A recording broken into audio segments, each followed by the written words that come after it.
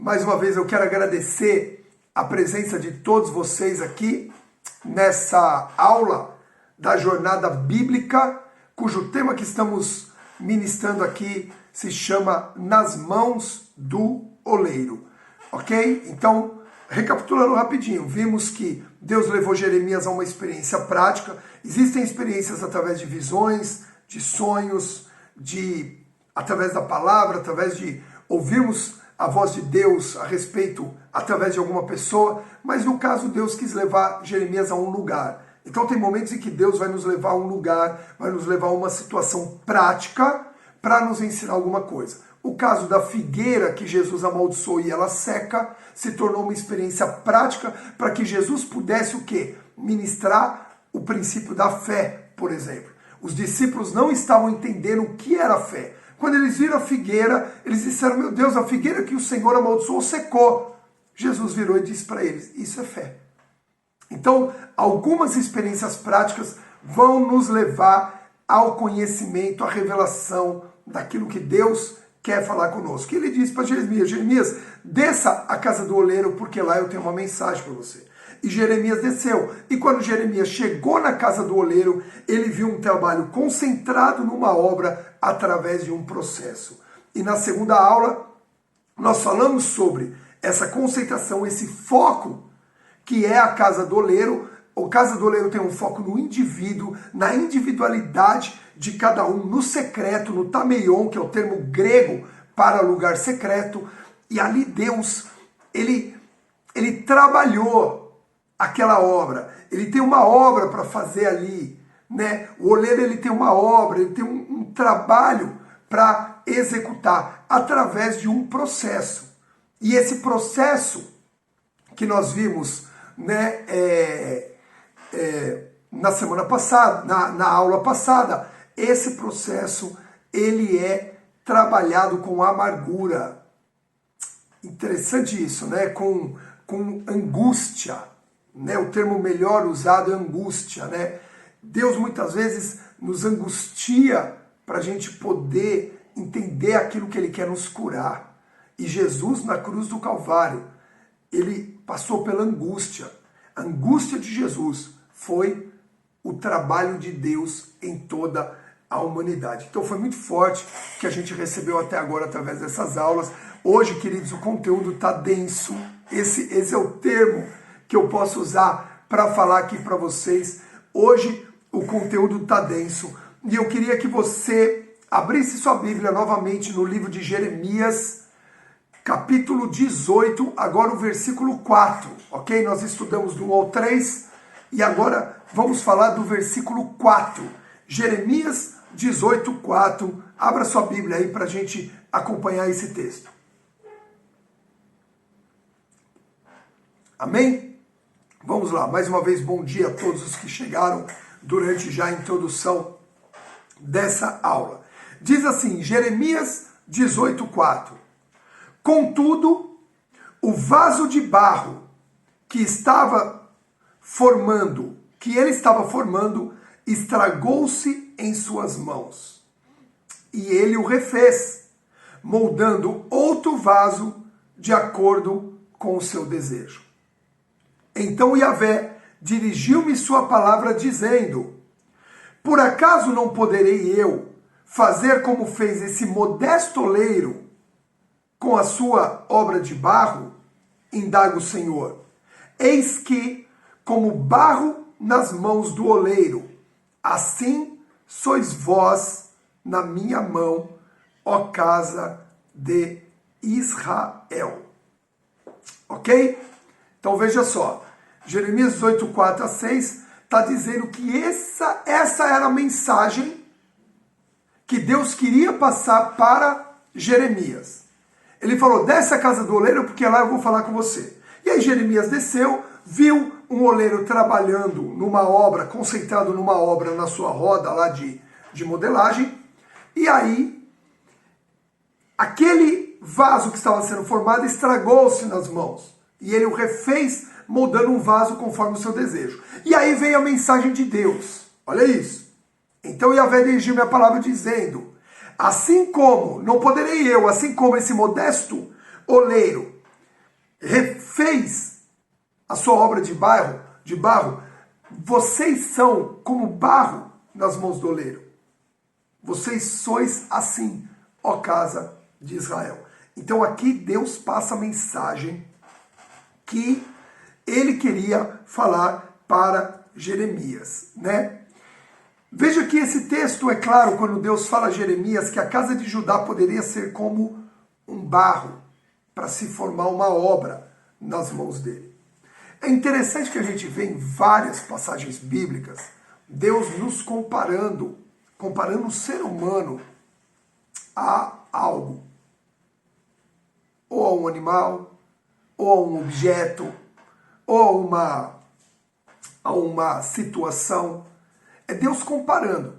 E se a gente pegar, não são muitas, mas algumas comparações nos chamam a atenção. Por exemplo, quando Deus nos compara a ovelhas, como eu falei aqui na aula passada.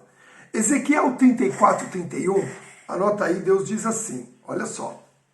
Portanto, ouvi, vós, meu rebanho querido, ovelhas da minha pastagem, sois o meu povo, eu sou o seu Deus, palavra de Yahvé, o soberano e eterno Senhor. É Deus dizendo, vocês são meu rebanho, vocês são minhas ovelhas. Então aqui a gente vê Deus comparando o ser humano a uma ovelha, ok? Primeira carta de Pedro 1:24. Deus nos compara a relva. Relva é uma vegetação, normalmente meio rasteira, que dá umas florzinhas. Ezequiel 34, 31, Deus nos compara a ovelha. 1 Pedro 1:24, Deus nos compara a relva, a vegetação. Ele diz assim, portanto, todo ser humano é como relva, e toda a sua glória como a flor da relva. A relva murcha e cai a sua flor. Ok? Então, primeiro ele nos comparou a ovelha. Agora ele está nos comparando a relva, essa vegetação. E aí também, como nesse texto que nós estamos estudando, Deus nos compara ao barro, né? E, na maioria das vezes, um vaso de barro.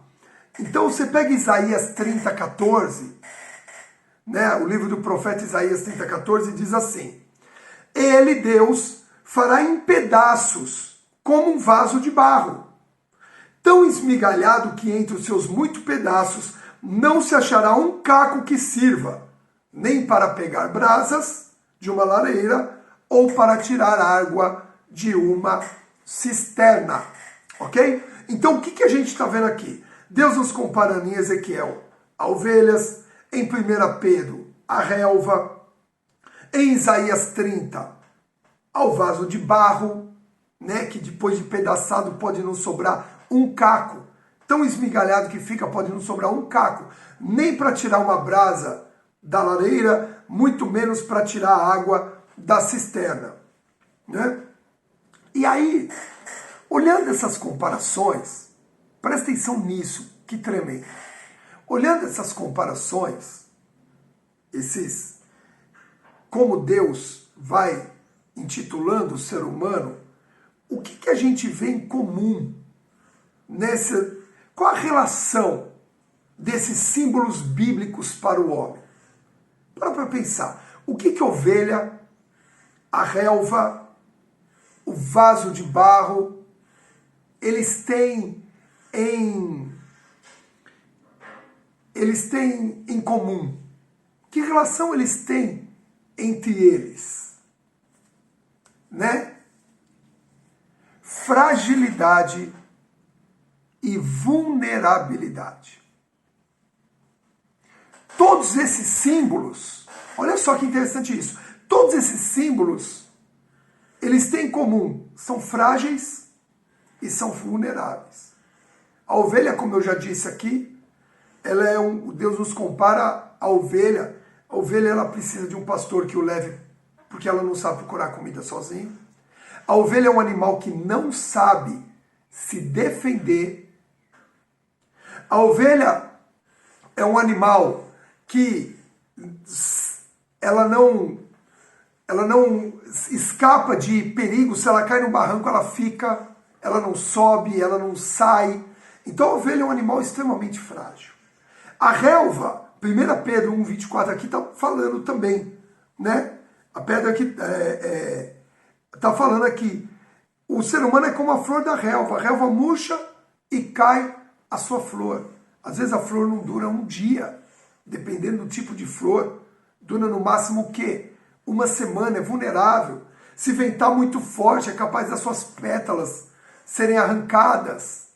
Então Deus está mostrando, e o vaso de barro aqui mostrou, né? O vaso de barro pode ser esmigalhado, caiu no chão, ele quebra, é esmigalhado, né? O vaso que estava na mão do oleiro, ele mesmo se estragou. É interessante isso. Então a gente vê a relação dos símbolos que Deus fala conosco e o quanto há fragilidade nisso. Amém? O que eu entendo com isso? E queria até que você anotasse já aí no começo desse estudo. O homem sem Deus se torna frágil e vulnerável. Por isso que confiar em sua própria força é uma maldição. Amém? Vou repetir. O homem sem Deus se torna frágil e vulnerável. Por isso confiar na sua própria força é uma maldição. Quando Deus diz, olha, entre em maldição o homem que confia nos outros homens, que confia na força da humanidade, na sua própria humanidade, e afasta o seu coração do Senhor, ele entra por um caminho de maldição. Foi o que nós vimos na última aula. Por quê? Porque nós temos uma essência frágil e vulnerável. Você vê lá no Éden que no primeiro discurso satânico, a fragilidade e a vulnerabilidade de Eva ficou exposta. Veja que quando eles erraram, eles pecaram, eles se viram desprotegidos, se viram sem Deus, completamente desprotegidos. Então, eu queria falar um pouquinho nessa aula aqui, compartilhar um pouquinho, trocar uma ideia com vocês nessa aula aqui, a respeito da fragilidade do ser humano. A fragilidade do ser humano. Eu acredito que seja um conteúdo mais do que necessário a gente falar sobre isso, queridos. Porque uma vez nós entendendo, cada um de nós entendendo a fragilidade e a vulnerabilidade humana, a gente vai tomar mais cuidado para não se afastar de Deus. A gente vai também criar uma atenção mais profunda a respeito de confiarmos muito em nós mesmos. Queridos, Deus toda vez que compara o homem, compara algo frágil. Toda vez que compara o ser humano, compara algo que precisa de cuidados, do cuidado dele em relação a nós. Amém? Vocês estão entendendo? O que está pegando aí? Quem pode estar falando? Eu estou entendendo. Quem pode falar? É importante a gente entender isso. Ok? Veja só. Exatamente, Dr. Paulo Grimaldi. Ele colocou uma... Até o Christopher Reeve, que era o ator que fazia o Superman, caiu do cavalo e ficou tetraplégico. Ou seja, até o Superman, até aqueles heróis que o mundo exalta aí, quando caiu do cavalo, mostrou a sua fragilidade. Então existe uma fragilidade no ser humano espiritual, existe uma fragilidade emocional, e sim, talvez para mim, no meu ponto de vista, a fragilidade mais intensa com que o inimigo trabalha, e existe a fragilidade física. Eu acredito que o tempo que estamos vivendo hoje, aí, o Covid-19, está deixando isso muito bem claro, né? Então vamos falar um pouquinho dessa fragilidade do homem para entender o que Deus quer fazer nas nossas vidas através da Casa do Oleiro. Abra sua Bíblia, eu queria que você abrisse agora para acompanhar 5 versículos que nós vamos ler na carta de Tiago. Abra aí a carta de Tiago, capítulo 4, versículo 14. Tiago 4, 14, ok? A Bíblia vai nos dar subsídios e vai nos dar base suficiente para nós entendermos essa fragilidade do homem, o quanto podemos aprender com isso também em nome de Jesus, amém? E a todos os que estão entrando aí nessa aula, sejam muito bem-vindos, bom dia a todos, amém? Tiago 4,14 diz o seguinte: contudo, vós não tendes o poder de saber o que acontecerá no dia de amanhã. Que é a vossa vida? Sois simplesmente como a neblina que aparece por algum tempo e logo se dissipa. Em vez disso, devíeis afirmar: se o Senhor quiser, viveremos e faremos isto ou aquilo. Entretanto, estáis agora, veja isso, vós orgulhando das vossas capacidades, e toda vanglória como essa é maligna. Refletir sobre isso, pois, quem sabe o que deve fazer o bem e não o faz, comete pecado. Então veja só, aqui tem mais uma comparação de Deus com o homem, de Deus a respeito do homem. Aqui Deus compara o homem à neblina, que aparece por algum tempo e logo se dissipa, ok? Aqui está falando de uma neblina. O homem é como a neblina. O que é a vida? O que é a nossa vida? A não ser como uma neblina que logo aparece e também logo se dissipa, né? Então, aqui em Tiago capítulo 4, a palavra está dizendo assim: o ser humano não tem o poder de saber o que acontecerá amanhã. Olha como isso nos torna frágeis e dependentes. Ainda que capazes, ainda que com talentosos, mesmo assim, por você não saber o que vai acontecer amanhã, isso te torna frágil, isso te torna vulnerável, isso te torna dependente. Não é verdade? A gente não sabe. Não há capacidade humana que tem como discernir o dia de amanhã. Na verdade, o dia de amanhã acho que fica claro, mas se a gente falar daqui a algumas horas, a gente não sabe, a gente não tem como discernir, saber ou conhecer. O que nós conhecemos e isso nos torna confiantes são as promessas de Deus para as nossas vidas e para o nosso futuro. Isso sim, mas o conhecimento exato do acontecimento posterior não é dado ao homem. Não foi dado ao homem. Ok? Isso é exclusivamente de Deus. Por exemplo, se nós pegamos a nossa vida financeira e você falar com algum consultor, algum educador financeiro, ele vai falar para você se prevenir, tendo sempre do seu ganho uma reserva financeira. Por quê? Justamente por causa disso. Você não sabe o acontecimento do dia de amanhã. Pode vir uma crise, pode vir um plano econômico, pode vir uma virada de mercado.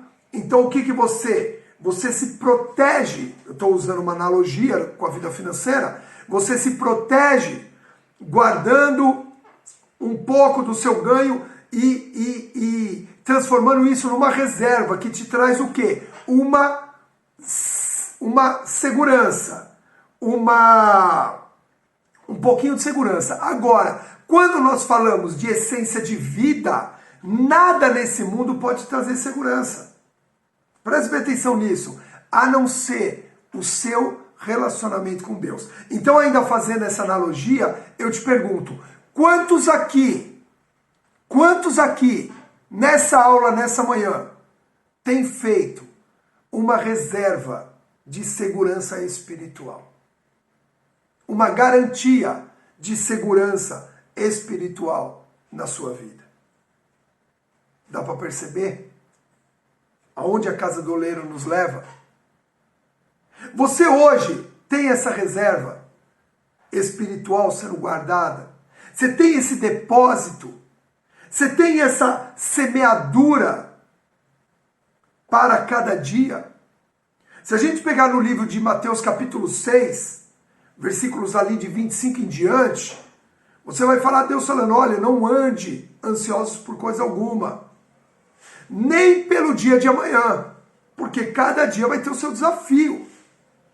Agora, para eu não estar ansioso em relação ao dia de amanhã, que vai vir o desafio, que tem o seu próprio mal, como é que eu tenho que estar guardado hoje para não ter essa ansiedade? Qual é a reserva espiritual que eu tenho que plantar hoje, que eu tenho que guardar hoje, para não estar ansioso em relação ao dia de amanhã? Por quê?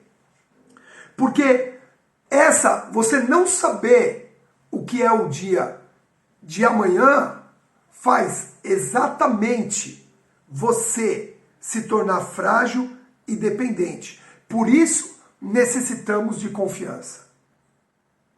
E é por isso que em Jeremias capítulo 17, Deus disse assim, maldito o homem que confia no ser humano, confia na força humana e afasta o seu coração de confiar no Senhor. Amém? Nós necessitamos de confiança. O Salmo 125, versículo 1 diz assim, todos aqueles que depositam absoluta fé no Eterno são inabaláveis, como o monte Sião. Em outras traduções diz, os que confiam no Senhor. Absoluta fé é a mesma tradução de confiança.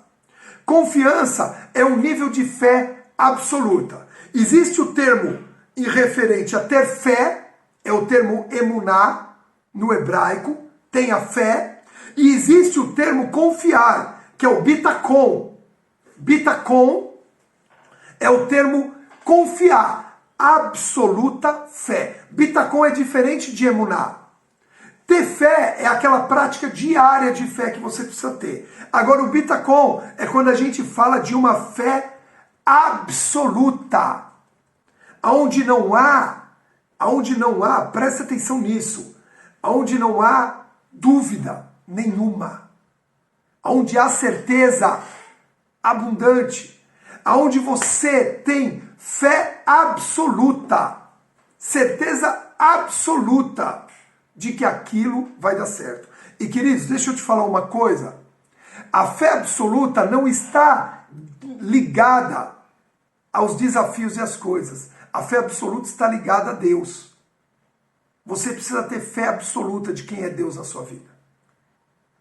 Emuná é a fé ligada aos rumores. Tenha fé, isso vai dar certo. Tenha fé, a cura vai chegar. Tenha fé, a prosperidade vem. Tenha fé, essa porta vai se abrir. Tenha fé, essa situação vai acontecer. Esse é o emuná. Agora, o bitacon é a fé absoluta em Deus. É a confiança absoluta em Deus. Os que confiam no Senhor, bitacon tem H entre o C e o O. É como se fosse bitachon, ok? Mas a pronúncia, eu fui procurar a pronúncia, é bitacon, ok? Mas se escreve bitachon, tá? Emuná tá certo. Então, o emuná é a fé no dia a dia. Olha, assim como Deus alimenta os pássaros, emuná, ele vai te alimentar. Assim como Deus veste a flor, emuná, tenha fé, ele vai vestir a flor. Mas quando chega na relação com Deus, excede o emuná, você entra no bitacon, que é fé absoluta, que é confiança. E aí o Salmo 125 diz assim, os que confiam em Deus não se abalam, não sofrem, não ficam ansiosos, não perdem o foco, porque a confiança deles é absoluta. Amém? E hoje Deus está nos abençoando com essa confiança absoluta, com essa fé absoluta, com esse bitacon de Deus sobre as nossas vidas. Amém? Só quem recebe, diga: eu recebo. É muito denso esse conteúdo, queridos. É muito denso. Aula para ver e rever e refletir, porque é algo poderoso o que Deus está falando a respeito da fragilidade do homem comparada ao barro, ao vaso de barro. Ok? Salmo 39:4, queria que você abrisse aí também o livro de Salmos 39, capítulo 4. Ok? Diz assim, veja só, algum aluno escreveu e que passou rápido aqui nos comentários, de que ele nos compara aos montes. Não, Deus não nos compara aos montes. Ele compara quem tem fé absoluta nele ao monte. Olha a diferença. Vocês estão percebendo isso? Vocês estão percebendo isso? Quando ele nos compara a ovelha, ele simplesmente nos compara a uma ovelha. Quando ele nos compara a relva. Quando ele nos compara ao barro. Mas quando ele nos compara ao monte, não é o ser humano é comparado ao monte. É o ser humano que tem fé absoluta no Senhor, ele se torna inabalável como o monte. Pegou? Vocês estão entendendo? Aí ele não está comparando o ser humano a um monte que é firme, a um monte que é sólido, que é inabalável. Ele está dizendo que o homem, o ser humano, que tem fé absoluta no Senhor, esse se torna como um monte. Olha como é a diferença. Toda comparação de Deus ao homem é algo que exprime fragilidade. Mas quando o homem entra num nível de bitacom, aí sim ele se torna como um monte que é inabalável. Ok? Então vamos lá. Salmo 39, versículo 4, diz assim: Senhor, é Davi expressando a fragilidade do ser humano. Muito lindo esse texto aqui. Senhor, dá-me o conhecer o término da minha vida e a quantidade dos meus dias, a fim de que eu compreenda quão frágil eu sou. Eis que fizesse meus dias da largura de palmos, e a duração da minha vida é quase nada diante de ti. Todo ser humano, seja quem for, não passa de um breve sopro. Como uma sombra fugaz passa o ser humano pela vida, e fútil é a sua luta fatigante. Acumula riquezas, todavia não sabe quem de fato delas usufruirá. E agora, Senhor, que haverei de esperar? Toda a minha confiança está depositada em ti.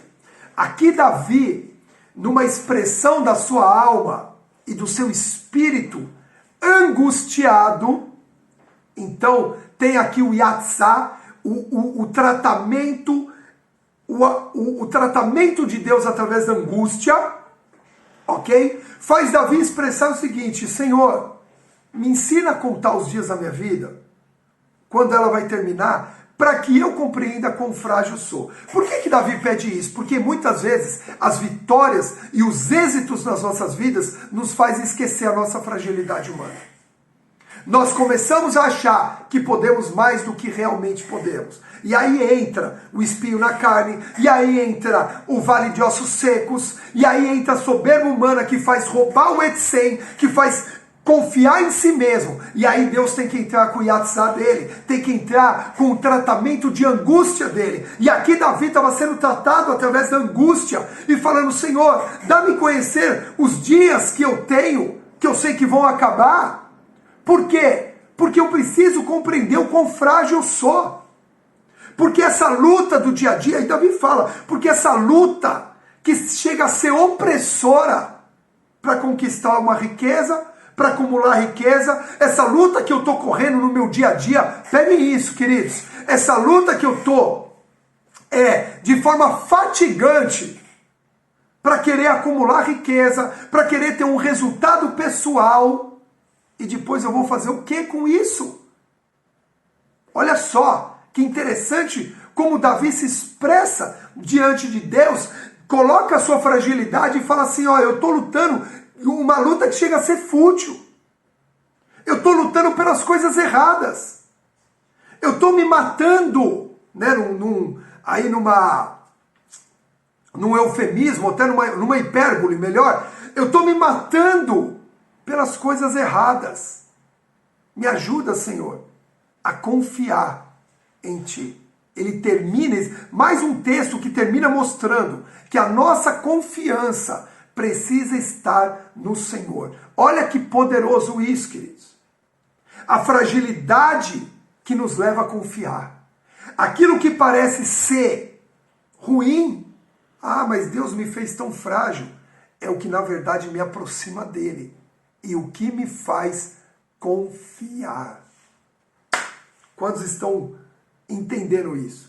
Ninguém vai ter confiança plena, ninguém vai ter bitacom se não houver fragilidade.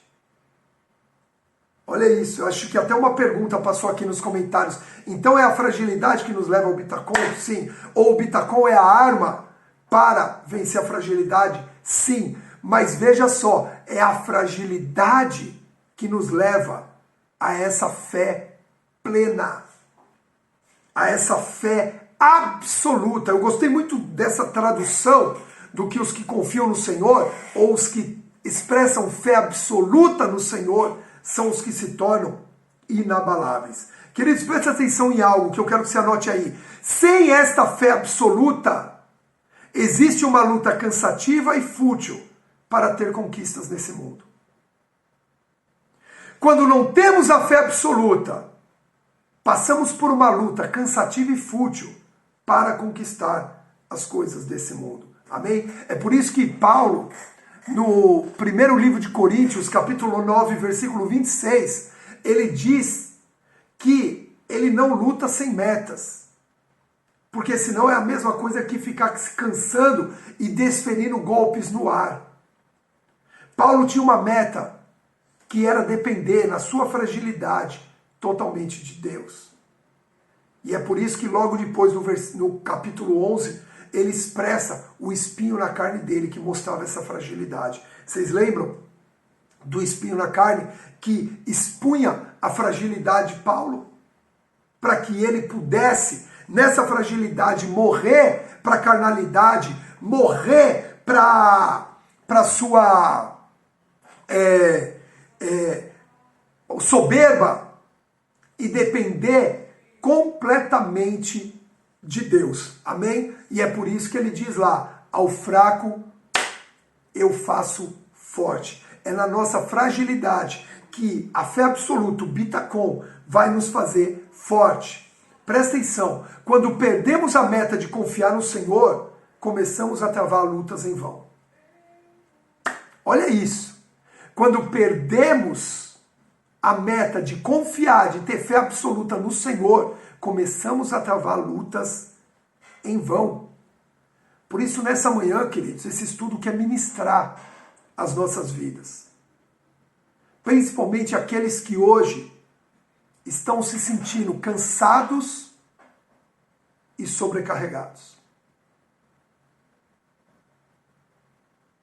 Aqueles que hoje se sentem cansados e esgotados. Precisamos da casa do oleiro. Precisamos desse lugar secreto que nos refaz. Muitas vezes a gente acha que tem que refazer as nossas forças. As nossas forças serão refeitas quando nós somos refeitos na casa do oleiro. Amém? Quantos estão entendendo isso? Mateus, capítulo 11, 28. Evangelho de Mateus 11, 28. Anota aí. Ó, essa frase eu vou até fixar outra aqui já. Ó. Vou até repetir o que eu fixei. Quando perdemos a meta de confiar, de ter fé absoluta no Senhor, começamos a travar uma luta em vão. Olha isso, queridos. Olha isso. Um monte de gente lutando em vão, se desgastando, porque parou de ter fé absoluta no Senhor. Não é a fé para o resultado, não é o emuná, é o bitacom. A fé que faz vencer a fragilidade. A fé que nos faz inabaláveis permanecermos firmes, ainda que o resultado não tenha aparecido. E eu quero hoje, nessa manhã, que a gente seja alcançado por Deus. Porque essas lutas em vão, essas vãs lutas, né, têm nos trazido cansaço, esgotamento. E queridos, não é difícil ver muitos cristãos hoje, muitos crentes, muitas pessoas que frequentam a igreja, muitas pessoas que estão andando aí em vários lugares, frequentando células, reuniões, assistindo lives, tudo, e continuam cansadas e esgotadas. Mateus 11:28 diz assim: vinde a mim, todos os que estáis cansados de carregar suas pesadas cargas, e eu vos darei descanso. Na tradução do João Ferreira de Almeida, vinde a mim todos os que estáis cansados e sobrecarregados, e eu vos aliviarei. Ok? Mas aqui a gente usa a tradução da King James atualizada. Então, vinde a mim todos os que estáis cansados de carregar suas pesadas cargas, e eu vos darei descanso. Tomai vosso lugar em minha carga, e aprendei de mim, porque sou amável e humilde de coração, e acharei descanso para vossas almas, pois meu jugo é bom e a minha carga é leve. Olha algo que eu fui estudar ontem, que agora compartilhando vai ficar muito mais claro o que Deus está falando conosco aqui. Carga pesada, falando de carga pesada, no sentido literal da raiz hebraica, massá, com dois S, mas esses S não se juntam, como massa, né? É massá, né? É a raiz hebraica para carga pesada. Está relacionado, essa raiz hebraica está relacionada ao trabalho escravo com barro, com argila no Egito. Olha isso. Carga pesada, né? A raiz hebraica de carga pesada, de fardo, né? Que é massá, está relacionado ao trabalho escravo, é a mesma raiz do trabalho escravo que a gente encontra lá em Êxodo, capítulo 1, depois capítulo 3 também, do trabalho escravo com o barro, com a argila para fazer tijolos no Egito. Então olha isso, a mesma argila, o mesmo barro que Deus usa para formar, pode ser o contexto da sobrecarga humana quando ela para de confiar. Ou seja, a angústia, o yatsá de Deus. A mesma argila que Deus usa para formar pode ser o contexto da sobrecarga humana quando ela para de confiar e entra em angústia. Quantos estão entendendo o que Deus está falando aqui nessa manhã conosco, queridos? Vocês estão percebendo? Existe um contexto. O escravo, ele trabalha debaixo de angústia, debaixo de opressão. E lá, o texto, no livro de Êxodo, os primeiros capítulos de Êxodo, diz que Deus ouviu a angústia do seu povo. Deus ouviu o clamor da angústia. Deus ouviu o clamor da aflição. Queridos, no período da angústia, o período do yatsá, trabalho das mãos do oleiro nas nossas vidas, tem que ser um período de clamor. Você precisa clamar a Deus no yatsá, na angústia.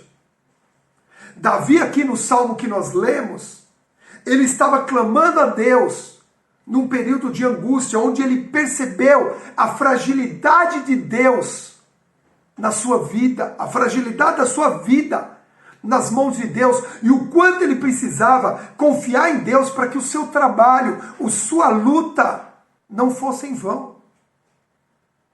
Queridos, nós não podemos ficar lutando e perceber só no final que a luta era vã. Nós precisamos parar. A Casa do Oleiro fala de reflexão. Terminamos a última aula falando que sem autoanálise, autorreflexão, sem o autoexame descrito lá em 1 Coríntios 11, não há como entrar no Yatzá e ter aliança e ser tratado por Deus. Então, às vezes, queridos, essa correria desenfreada que o mundo imprime sobre nós, é ela que tem roubado, é ela que tem subtraído de nós. Preste bem atenção nisso. É ela que tem subtraído de nós a fé absoluta, o bitacom, o confiar plenamente em Deus. Não é que não queremos confiar, não é que não acreditemos que Deus pode ou não fazer. Se eu perguntar aqui agora, quem acredita que Deus pode fazer? Todo mundo vai colocar as mãozinhas aqui, coraçõezinhos, vão se expressar de várias formas. Mas se eu depois perguntar quem é que aqui se sente cansado e sobrecarregado, cansado e angustiado, aí seria incoerente as duas respostas. E eu acredito, você não deixou de acreditar em Deus. Mas o que acontece? Existe uma correria, existe uma opressão externa que nos rouba esse bitacom, que nos rouba esse confiar pleno de Deus e nos faz lutar de forma vã, nos faz lutar de forma exaustiva e no final se sentir sobrecarregado, cansado, porque essa carga, esse maçá, essa sobrecarga pesada não é para que nós estejamos carregando mais. Isso, Jesus, ele levou na cruz. Por isso Jesus diz assim, vinde a mim e entregue. Quando ele diz, vinde a mim, vós que estáis cansados e sobrecarregados, é a mesma coisa que ele está dizendo, vinde a mim, você que perdeu a essência. O que te traz sobrecarga e cansaço não é porque você tem muito trabalho, não é porque você tem filhos para cuidar. O que te traz cansado e sobrecarga não é porque você está com falta de dinheiro. O que te traz cansaço e sobrecarga não é porque você está trabalhando em 2 empregos. O que te traz cansado e sobrecarga não é porque além de trabalhar o dia inteiro você tem que fazer célula à noite, você tem que ir para um discipulado à noite. Não é. O que te traz cansado e sobrecarga é porque a essência se perdeu. É porque o etzem se perdeu. Por isso Jesus diz, vinde a mim e entregue essa essência que se perdeu. Vinde à casa do oleiro e o meu yatzá te aliviará. A minha angústia na cruz do Calvário vai trazer, presta atenção, vai trazer alívio sobre a sua vida. A minha angústia traz alívio para você. O meu yatzá da cruz, a minha obra de angústia na cruz, traz alívio para você. Quando Jesus chama alguém, vinde a mim, ele não estava chamando a pessoa de Jesus. Ele estava chamando a obra dele. Vinde a minha obra na cruz do Calvário. Deixa o meu sangue ser derramado sobre você e te aliviar dessa sobrecarga. Amém? Quantos estão entendendo, estão recebendo isso? Massá, veja só que interessante. Massá, essa palavra que no hebraico quer dizer carga pesada através de um barro, através dos tijolos que eles carregavam, massá também é traduzido como provação, como teste. Olha isso, massá é carga pesada, mas massá também é provação e teste. Por isso muitos são reprovados, pois carregam um fardo que não podem. E isso não vem de Deus. Se você carregar um fardo maior do que você pode carregar, você vai ser reprovado, você vai cair, você vai entrar em estafa, em cansaço. Não sei quantos aqui fizeram ou fazem ginástica, musculação. Existe um termo que os professores, os personagens dizem, que chama exaustão muscular. Cansaço muscular, exaustão, fraqueza. Você está lá fazendo exercício, daqui a pouco você não consegue mais fazer. Você tem que largar aquele peso. Por quê? Porque chegou ao nível de exaustão. Você está carregando uma carga maior do que você é capaz de carregar. Isso espiritualmente também acontece. Você não pode entrar numa provação maior do que você pode carregar. Aí você vai falar assim, mas e a provação que eu estou passando? Mas talvez essa provação não venha de Deus. Você mesmo criou essa prova para você. E quem diz que é você que vai criar as provas? Entregue essa prova que você criou na mão de Deus e fala, Senhor, eu, pelas minhas decisões, atitudes e posturas, eu criei algo maior do que eu estou podendo carregar. E Jesus diz, então vem a mim. Então tome o meu yatzá, tome a minha angústia que te traz alívio. E eu vou te mostrar que essa prova não é para você carregar. Tem gente que cria provações. Tem gente que cria tribulações para si mesmo. E aí não consegue carregar. Pessoas estão criando provações para si mesmo. Quando o próprio relacionamento com Deus já vai te provar em algumas coisas. Mas Deus não te dará prova maior do que você não possa suportar. 1 Coríntios 10, 13. Anote aí. Não vos sobreveio tentação que não fosse comum aos seres humanos. Mas Deus é fiel e não permitirá que sejais tentados além do que podeis resistir.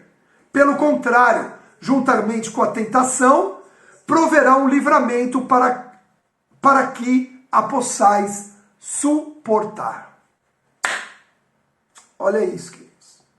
Você não tem que carregar uma prova maior do que você pode suportar. E normalmente, as provas que não conseguimos suportar é porque nós mesmos criamos essas provas das nossas vidas. E Deus está falando hoje, na casa do oleiro, é o lugar onde você tem que levar essa angústia, essa aflição. Porque como vaso, como barro, eu preciso te moldar. Eu preciso trabalhar a tua vida. Eu preciso trabalhar a tua certeza absoluta, a tua fé absoluta. Eu preciso trabalhar o bitacom em você, para que você pare de se sobrecarregar com coisas que vão te fazer lutar em vão. Queridos, é muito profundo isso que Deus está nos dando, porque dentro da casa do oleiro há um processo divino, há um fluir, há um yatzá divino, que vai nos livrar de perder tanto tempo. Por que você acha que nós perdemos tanto tempo? Falta o bitacom, falta essa fé absoluta, que nos torne inabaláveis, que não faz a gente ficar com várias... A fé absoluta, ela elimina tentativas. E ela nos leva ao ponto certo. Por isso que Paulo diz, eu luto com meta. Eu sei aonde que eu estou lutando. Eu sei onde que eu tenho que desferir o golpe. Eu sei onde que eu tenho que investir as forças que Deus me dá. Amém? Quantos estão entendendo? E quantos estão recebendo isso que Deus já falou nessa aula aqui? Amém? Queridos, Deus nos preparou nessas 3 aulas, para que a gente possa amanhã, na imersão, presta atenção nisso, entender o que é esse vaso de barro e qual é a utilidade dele no plano espiritual e no plano físico. Amém, queridos? Hoje, Deus está te trazendo alívio. Hoje, Jesus está te falando, vinde a mim. Hoje Deus preparou toda essa aula, todo esse contexto, que nós já não temos quase mais tempo aqui, o tempo já está esgotando. Estamos terminando essa aula, ao vivo, essa aula online. Ela vai ficar gravada depois. Nós podemos continuar essa discussão lá no grupo do Telegram também. Entre no grupo do Telegram se você não faz parte, queridos. É gratuito. Entre lá. Lá tem muitas coisas que nós, os alunos, todos nós estamos compartilhando. Agora presta atenção, hoje Deus, Ele quer nos aliviar. Ele quer nos limpar. Ele quer parar de uma vez por todas com essa carga pesada que nós insistimos em carregar, quando Ele mesmo já disse que nós não precisamos mais carregar esse fardo pesado. Em nome de Jesus. bitachon. Fé absoluta. Yatsá, uma angústia. A angústia da cruz que nos traz alívio. Que o alívio de Deus te alcance hoje. Que o alívio de Deus te renove hoje. Que você vá até Ele. E nele você tenha fé absoluta para se tornar inabalável. Em nome de Jesus. Amém? Que Deus te abençoe com esse alívio, Thaís Sestaro. Que Deus te abençoe com esse alívio, Ana Alonso. Que Deus te abençoe com esse alívio, Regina, João, Mário Carvalho, Antônio Carlos. Que Deus vai te dando esse alívio, Lucélia, Dr. Paulo, doutora Nazaré, pastora Socorro, Helena, Isabelle. Todos vão recebendo esse alívio. Maria Cecília, Marilza, Maria Elisa, todos vão recebendo esse alívio de Deus agora. Deus nos trouxe nessa manhã esse conhecimento para entender que nós podemos viver desafios sem nos sobrecarregar. Os teus desafios vão te levar a êxito, mas não vão mais te sobrecarregar. Em nome do Senhor Jesus, pastora Lília, pastor Edu, receba esse alívio, Daniela, em nome de Jesus. É no poder do nome do Senhor Jesus que Ele nos dá esse alívio, Germano. Amém? Amém? Glória a Deus. Glória a Deus. Queridos, eu vou abrir o grupo do Telegram agora, porque aqui já deu o encerramento dessa aula. Vai para lá, coloque a sua impressão, coloque a sua frase de impacto, fale o que Deus falou com você, o que Ele tem falado através dessa casa do oleiro, nas mãos do oleiro, esse lugar que, sim, tem angústia, mas hoje Deus está nos mostrando que vem alívio. Deus mesmo disse a respeito de Jesus em Isaías 53. Deus diz assim: você verá aliviado o fruto do teu trabalho angustiante. O teu trabalho com angústia, você verá aliviado. Em nome de Jesus, amém? Que Deus abençoe sua vida, sua casa, seu dia. Amanhã, 7 horas, imersão. E aí nós vamos ver qual a utilidade desse vaso que Deus cria. Nós vamos ver qual a utilidade desse vaso para o reino, qual a utilidade desse vaso para a sociedade, qual a utilidade desse vaso para muitas coisas. Em nome de Jesus.